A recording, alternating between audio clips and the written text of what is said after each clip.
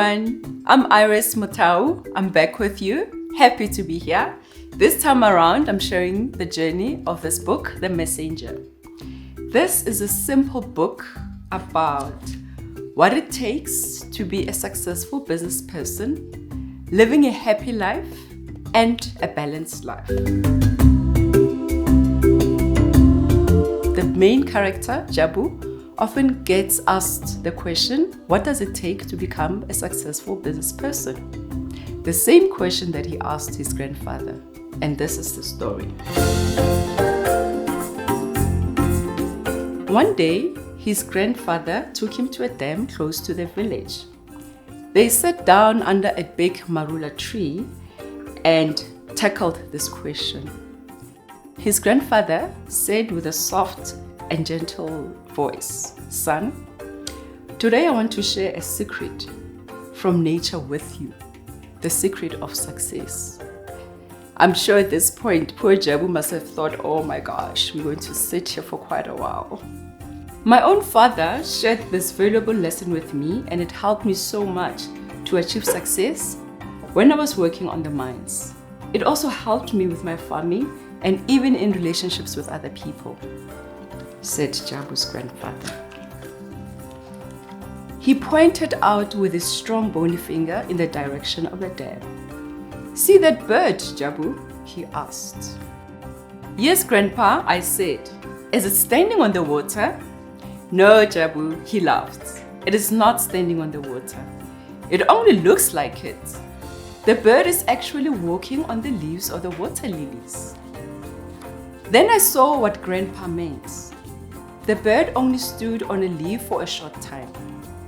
Every leaf almost immediately started to sink under the bird's weight when it stepped on it. When this happened, the bird simply walked onto the next leaf, and the next leaf, and the next leaf. That is the beautiful African jacana, Jaco. The water and wetlands are their habitat. I see them as great teachers, as messengers. They surely are magnificent birds, Grandpa. But what do they teach us? What message do they bring? I'm sure you're wondering the same, right? Grandpa went on. In some countries, they call the jacana the Jesus bird. Grandpa then got a very strange, distant, and wise look in his eyes and said, "I have always believed that God sent them to teach us a very important and crucial truth. They do not find their security in any leaf, but in their feet, their skills, their competencies, and their self-belief." This is the part that I actually also love. He went on as if I was not there. They take responsibility for their own path and rely on their gifts from God. They don't sulk and blame others when leaves sink. They keep on moving. The only security they have is in their constant movement. They keep on moving. They do not kick and scream and say we are drowning. Albert Einstein once said, "Life is like riding a bicycle.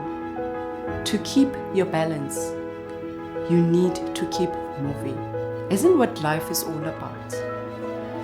We cannot be in one place and remain in our comfort zones forever. Us people, on the other hand, we get seduced to believe in systems, structures, and organizations. This makes us lazy, and we do not take responsibility to grow our feet. In other words, we do not increase our competence or abilities. And when our leaves sink, we also sink. This happens when we are stuck in comfort zones. Nothing grows in comfort zones. Nothing grows or nothing happens when we rely on external factors to determine where we're going.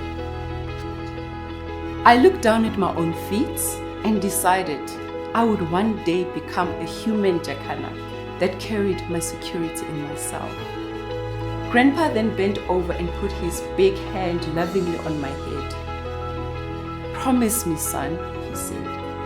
"Promise me you will take responsibility for your own life. Use and grow your abilities that God gave you. He gave you more than enough. We have all that we need in this life. Do not ever seek your security in anything but your own ability and potential. Learn from the bird. Nobody owes you anything. To be responsible for what you do in life. Keep growing, moving, or perish." I took Grandpa's advice to heart, starting off with small opportunities and low wages. I saw every job as an opportunity to grow, as a stepping stone to my next goal. Jaco never saw a job as a final leave, but as a next step in his journey through life. A journey that he thought of, he mapped out. When there are potholes and detours, he takes other routes, but move and continue he does.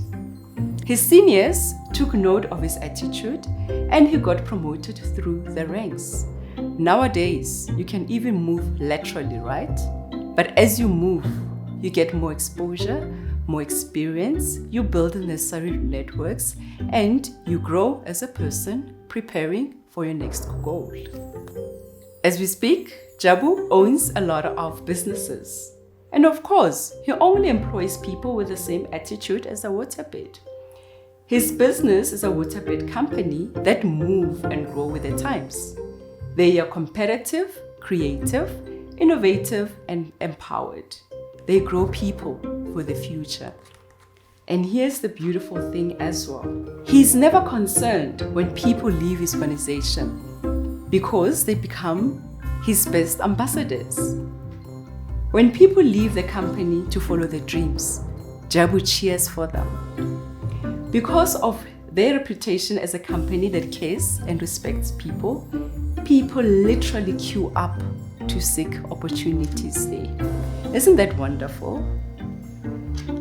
Is that not one way of becoming an employee of choice? It concerns me these days though, when I see so many young people that believe life owes them something.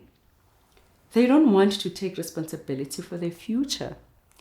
I ask myself, why do we seem to be captivated by some self-limiting beliefs, some scarcity mindsets? We must liberate our minds and become waterbeds. We must learn from nature. I know deep in my heart that our continent, our country, communities, businesses, families, we will only thrive and be successful and happy if we liberate our minds and become waterbeds that can not only walk, but they can fly. And the cliche says, the sky is the limit. So my friends, I ask you, are you a waterbed with a winning attitude or a loser waiting to be rescued by someone else? It is never too late. Take responsibility for your life and your future. There is a saying that says, no one is coming to save you. This life is 100% your responsibility. It is never too late.